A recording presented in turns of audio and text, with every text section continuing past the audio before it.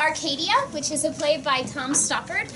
The show you're about to see tonight is, well, I think it's fabulous, but a couple of things I wanted you to know. So just so you're not trying to figure out what's going on here, yes, this show does switch between two entirely different time periods. So we'll have scenes from the 1700s, and then we'll have scenes in the 1980s. So it's part of the mystery of the play. We'll have an intermission. At that time, I'll turn the lights on. It'll be about 10 minutes long, and then we'll come back. The show should run about 2 hours, so including intermission. So we should be able to stretch your legs in about an hour. I hope you enjoy the show. Do take a moment to turn off your cell phones. We're in a very small space, and so, or put them on silent, and so anything can be a little distracting. And without, lastly, I did want to mention this. So we had a bit of a snafu with our butler, but as fortune would have it, and as the Seacrest family clearly extends now to alums, Miss Paxton walked in and said, "Hey, look who I found." And then Rhodes Conover walked in and said, "I heard you needed a butler." So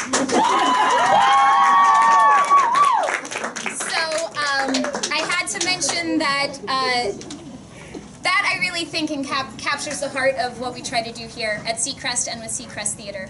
So enjoy the show.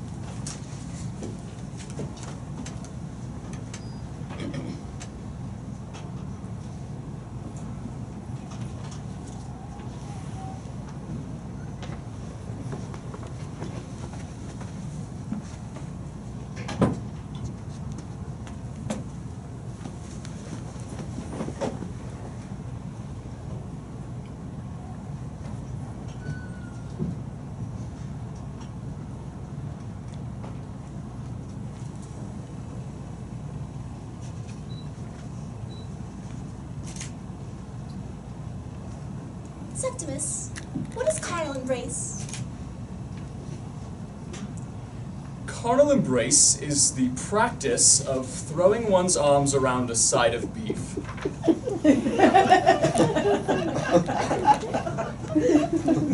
Is that all? No. A shoulder of mutton, a haunch of venison, an embrace of grouse, well hugged, carnis, feminine, flesh. Is it a sin? Not necessarily, my lady. I thought you were finding a proof of Fermat's last theorem. It's very difficult, Septimus. You'll have to show me how. If I knew how, there would be no need to ask you. Fermat's theory has kept people busy for hundreds of years, and I had hoped that it would keep you busy long enough for me to read Mr. Chater's poem, In Praise of Love, with only the distractions of its own absurdities. Our Mr. Chater has written a poem. Yes, he believes he has written a poem. I think there may be more carnality in your algebra than there is in Mr. Chater's The Couch of Eros. It was not in my algebra. I heard Jellyby telling Cook that Mrs. Chater was discovered in carnal embrace in the gazebo. Really?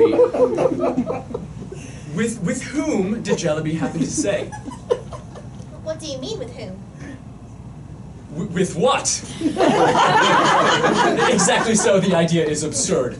Where did this story come from? Mr. Noakes. Mr. Noakes? Papa's landscape gardener. He was taking bearings in the garden when he saw, through his spyglass, Mrs. Chater in the gazebo in carnal embrace. And you mean to tell me that Mr. Noakes told the butler? No, Mr. Noakes told Mr. Chater. Jellyby was told by the groom who overheard Mr. Noakes telling Mr. Chater in the stable yard. Mr. Chater being engaged in closing the stable doors. What do you mean, Septimus? So at this moment, the only people who know are Mr. Noakes, the landscape architect, the butler, the cook, And of course, Mrs. Chater's husband, the poet. And Arthur, who was cleaning the silver. And the boot boy. And now you. Of course. What else did he say? Mr. Noakes? No, Jellyby. You heard Jellyby telling the cook. Well, Cook hushed him almost as soon as he started. Jellyby did not see that I was being allowed to finish yesterday's upstairs rabbit pie before I came to my lesson. I think you have not been candid with me, Septimus. A gazebo was not, after all, a meat larder. I never said that my definition was complete. Is carnal embrace kissing? Yes. And throwing one's arms around Mrs. Chater? Yes. I thought as much. You ought to be ashamed of yourself. I, my lady? If you do not teach me the true meaning of things, who will? Yes, I'm ashamed. Fermat's last theorem, by contrast, asserts that when x, y, and z are whole numbers, each raised to the power of n, no two can exceed the third when n is at least 2. Ugh! Well, nevertheless, that is the theorem. It is disgusting and incomprehensible. Now, when I'm grown to practice it myself, I shall never do so without thinking of you. Well, thank you very much, my lady. Was Mr. Chater down this morning? No. Tell me more about carnal embrace. There is nothing more to be said about it. Is it the same as love? No, it is much nicer than that. I am teaching, Jellyby. Excuse me, sir. Mr. Chater insisted you got this letter. He says it's urgent. Oh, thank you. Thank you. Mr. Chater asks that I bring back his answer for you. My answer? Well, tell him that my answer, as is custom to his lordship, is that I am occupied in the education of his daughter until 11:45. If he is still there, then I will be happy to meet him in the gun room. Yes, sir, I will do so, sir. Thank you. Well, so much for Mr. Noakes. He puts himself forward as a visionary of the picturesque who can move mountains and cause lakes, but in the scheme of the garden, he is a serpent. When you stir your rice pudding, Septimus, the spoonful of jam spreads itself round, making red trails like the picture of Meteor in my astronomical atlas. But when you stir backwards, the jam will not come together again. Indeed, the pudding does not notice continues to turn pink just as before. Do you think this is odd? No. Well, I do. You cannot stir things apart. No, more you can. Time just needs to run backwards. And since it will not, we must continue mixing onward. And it's disorder onto disorder into disorder until pink is complete and we are done with it forever. That's what's known as free will or self-determination. Septimus, do you think God is a Newtonian? A Utonian? Almost certainly, I'm afraid. We must ask your brother to make it his first inquiry. No, Septimus, a Newtonian. Septimus, am I the first to have thought of this? No. I have not said yet. If everything, from the furthest planet to the smallest atom of our brain, acts according to Newton's laws, then what's to be said of free will? No. God's will? No. Sin? No!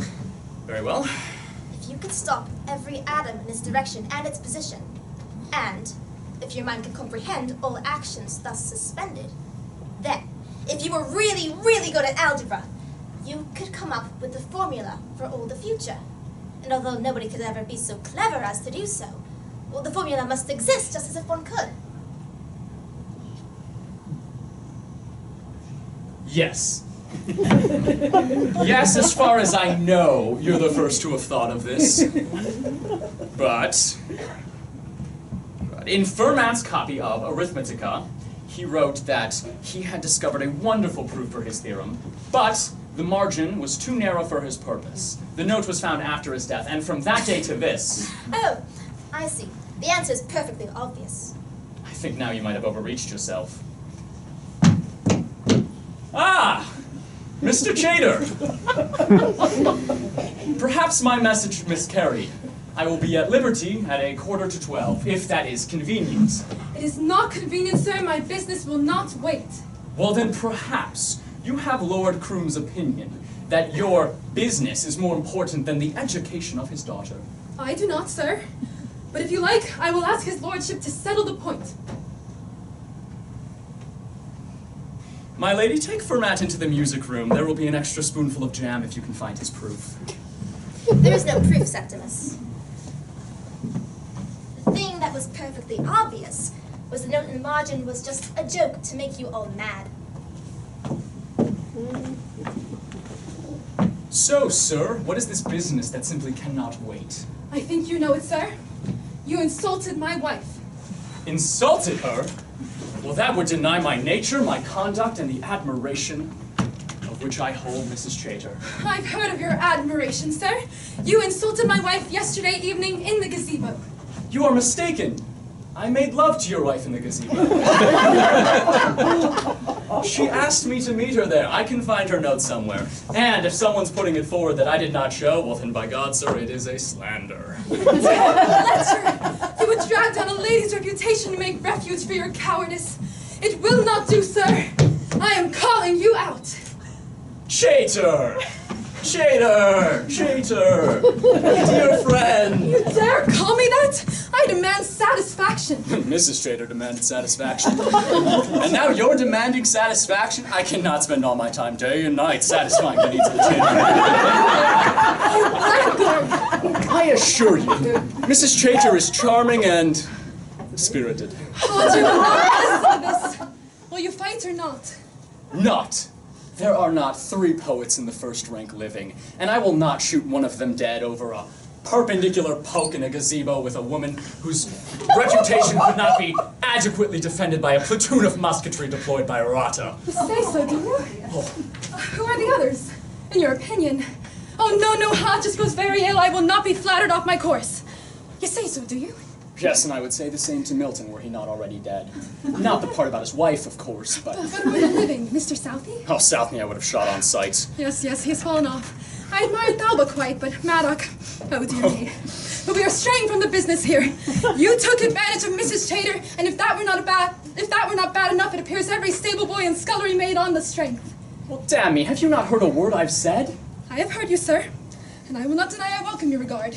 God knows one is a little appreciated if one stands outside the coterie of hacks and placemen who surround Geoffrey in the Edinburgh. Oh, my dear Chater, they judge a poet by the seating plan of Lord Holland's table. By heavens, you are right!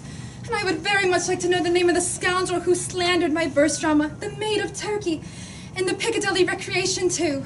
The Maid of Turkey! Oh, the Maid of Turkey. I have it by my bedside. When I cannot sleep, I take up The Maid of Turkey, like an old friend. There you are. And the scoundrel wrote he would not give it to his dog for dinner, were it covered in bread sauce and stuffed with chestnuts. When Mrs. Chater read that, sir, she wept. Which recalls me to my purpose. This next poem, however, will make your name perpetual. Whether it do or not. Oh, it is no question of do or do not. The couch of Eros will take the town. Is that your estimation? Oh, it is my intent. Ah, well, I do not understand you. You see, I have an early copy sent to me for review. And I say review, but I speak of an extensive appreciation of your gifts and your rightful place in English literature. Oh, certainly. Have you written it yet? Not yet. And how long does... Well, to be done, and to be done right, first I must read your book, both your books, again, and then with a couple outlying works in the genre, and then I'll make notes, and finally, when I'm clear in my mind... Did Mrs. Chater know this before you? I think she very likely did. There is nothing that woman would not do for me! Anything for her character! My God, she is a wife to me, sir!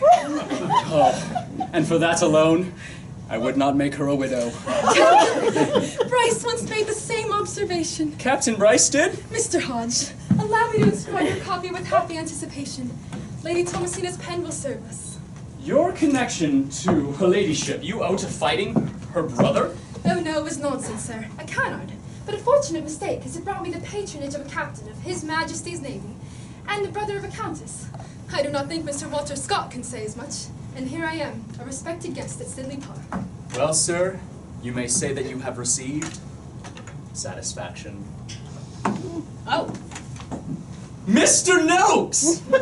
My muddling-meddled rascal! Where's your spyglass? I beg your leave. I thought her ladyship... Excuse To me. my friend Septimus Hodge, who stood up and gave his best on behalf of the author, Ezra Chater, at Sidley Park, Derbyshire, April 10, 1809. There, sir. Something to show your grandchildren. Oh, this is handsome, Chater. This is more than I deserve. What do you say, Mr. Noakes? Oh, no! Not the gazebo! Mr. Noakes, what is this I hear? Your ladyship, not only the gazebo, but the boathouse, the Chinese bridge, the shrubbery. My God, sir, not possible! Mr. Noakes will have it, sir. Mr. Noakes, this is monstrous! I'm glad to hear it from you, Mr. Hodge. May I return now? Not just yet? Yes, let us stay. A lesson in folly is worth 2 in wisdom.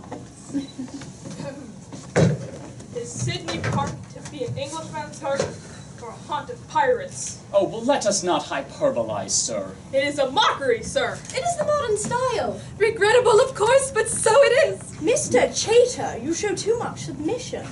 Mr. Hodge, I appeal to you. Thank you, your ladyship. I regret the gazebo. I sincerely regret the gazebo, and even the boathouse up to a point. But the Chinese bridge? Fantasy. And the shrubbery I reject with contempt.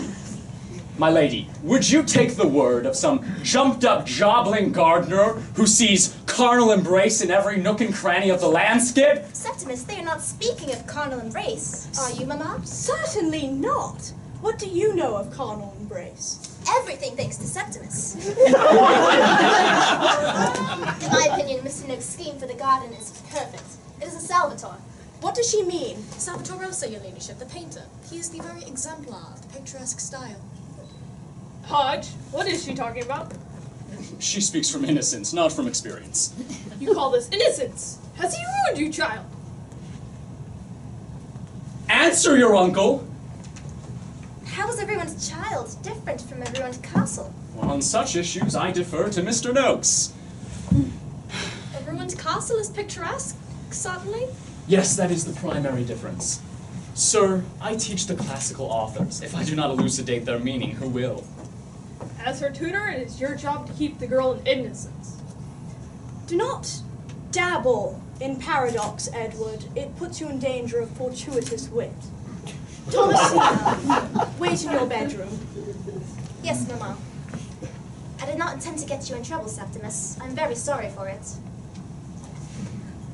It's plain to see that there are some things the girl is allowed to understand. These include the whole of algebra, but there are others, such as embracing a side of beef that must be kept from her until she is old enough to have a carcass of her own. What is she talking about?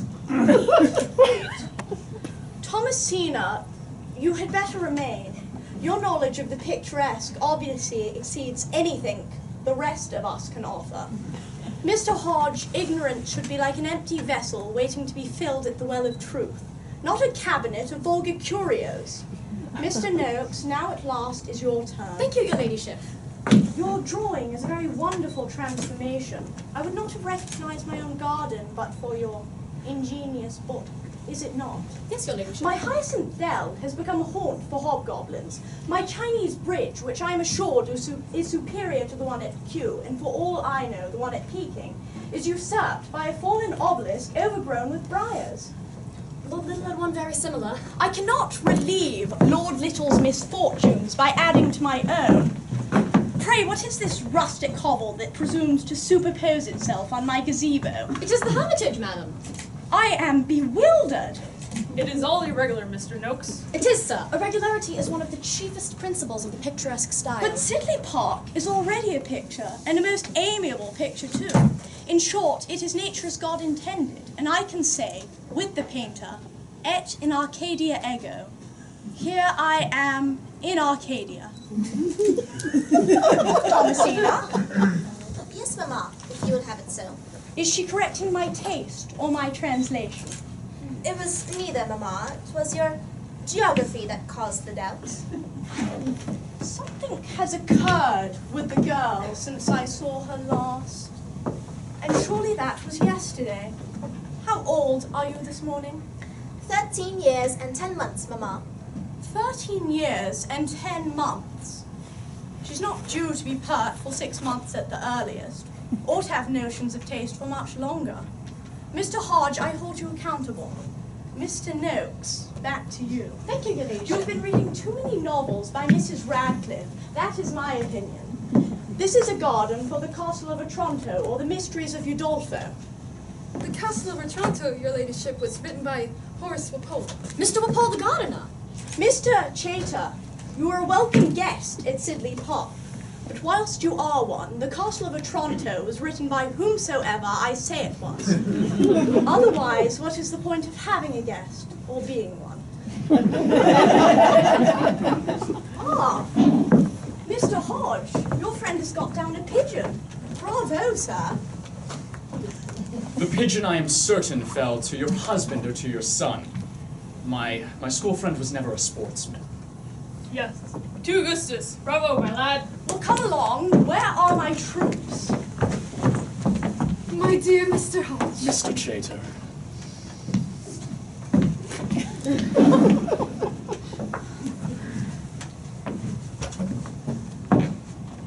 I have grown up in the sound of the guns like a child of a siege. Pigeons and rooks from the close season, grouse from the heights of August, and pheasants to follow, and the culling of the herd. Life is written in the game book. Yes, a calendar of slaughter. Even in Arcadia, there am I. Oh, phooey to death. I will draw in a hermit. What's a hermitage without a hermit? Are you in love with my mother, Septimus? You must not be cleverer than your elders. It is not polite. Am I cleverer? Yes. Much. I'm very sorry for it.